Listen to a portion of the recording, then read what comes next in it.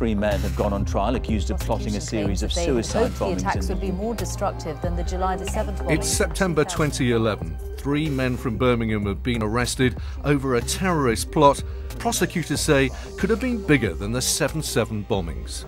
I know he thought of this land as a land of war. This is the story behind the headlines, the story of who these men are and how extremism like this can grow in a city like Birmingham.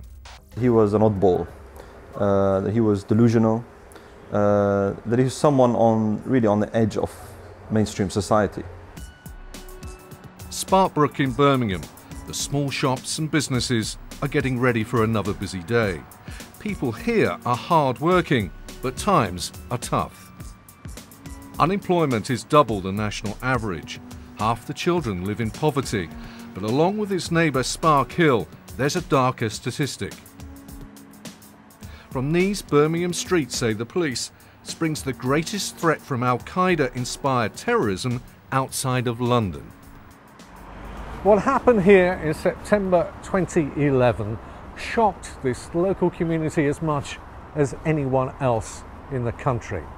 Three Birmingham men arrested and accused of plotting to carry out mass suicide bombings. Their names: Irfan Naseer, Khalid and Ashik.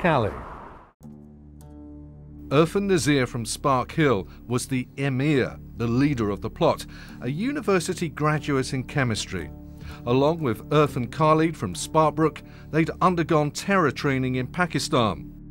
Ashik Ali supplied a flat in Spark Hill where the group began to experiment with chemicals. All the time, Irfan Naseer was urging them on to become bigger bombers than the 7/7 terrorists. But all three men were being watched by the secret services and the police. They planned a mass suicide attack using rucksack bombs. 7 or 8 different places with timers on at the same time. Boom, boom, boom. He jeered at Westerners.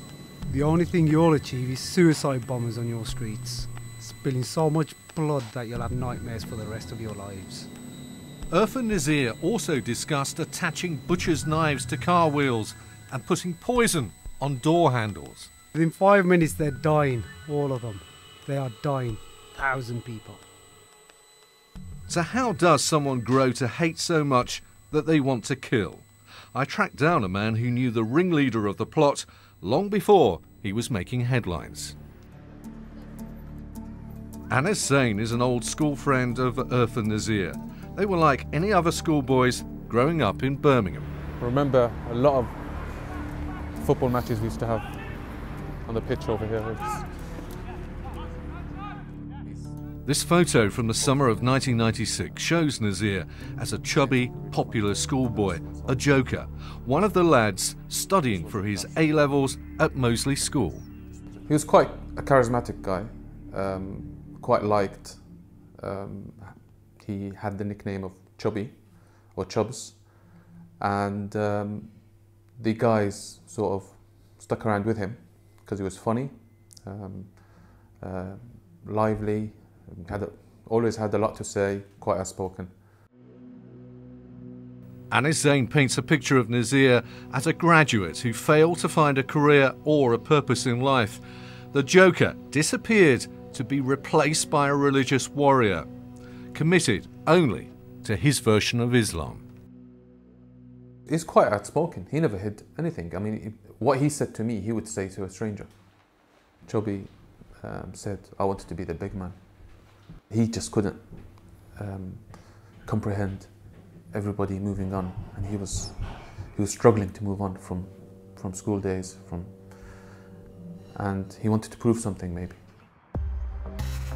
Malik al-Abdeh is a Syrian-born journalist, and while living in Birmingham, met and played football with Irfan Naseer in 2009.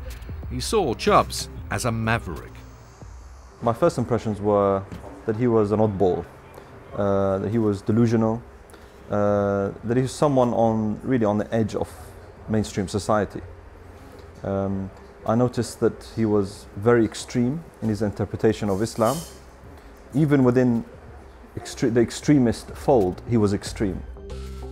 By 2009, Irfan Naseer was becoming alienated from his friends and becoming increasingly radical, while openly making threats to Western society. Irfan was very open about his support for jihadists in Afghanistan. He was very open about his approval and admiration for the Taliban. But there was no surprise whatsoever within the community that he's been arrested. And I'd also say there's no sympathy. I leave Moseley and drive back to White Street in Spark Hill. This was Ashik Ali's ground floor flat in Spark Hill. The three men began to experiment with chemicals here. This could have become a bomb-making factory. The police couldn't take any chances anymore and swooped and arrested the three men. But what causes young Muslim men like these to turn to terrorism? Jahan Mahmood has worked in Sparkbrook for 9 years, running anti-radicalisation programmes for young Muslim men. What we've found as being the most prominent recruiter of young men is, without a shadow of a doubt, UK foreign policy. But he says the majority of Muslims in Birmingham have no sympathy for extremists. This is not an isolated case. Many families have expressed their concern at members of their family being attracted to extremist ideology, for instance. And the fact that the community is willing to tip the authorities, I think, is a very strong message that the Muslim community is concerned about this issue and is willing to do something about it. I head to a nearby school in Spark Hill, where we've been invited to talk to some teenagers about their views. This latest court case, once again, casts a shadow on this part of Birmingham. It'll make me feel a bit angry, because not every person, not every British, Pakistani or Asian or Muslim is a terrorist. Because of the action that people are taking, doing these kind of things, that's what you're going to label us as. They are killing people at the end of the day, and it's not right to kill people in the Muslim society. You can't kill no one. I think I can understand why. I think it's because young Muslims are looking for guidance and they're looking for purpose, and this is seen as purpose. I think that religions don't want to mix here, and I think because of certain events in the past, people don't want to mix as much as they used to, and there has been a divide over the past few years. Because of what these young Muslims are doing, it's just changing the chances for other people, other young Asian men. But the damage done to the perception of the Muslim community here in Birmingham could have been much greater had the police not foiled this plot. Their intention was to make IEDs, suicide bombs, up to 8 of them, and to explode them in crowded places, martyring themselves at the same time. The three men wanted to be martyrs, their names written forever in blood. But after the jury found them guilty of all charges, they're more likely to become the forgotten men, serving lifelong prison sentences. The police were always one step ahead, but that doesn't mean that extremism has been defeated here in Birmingham.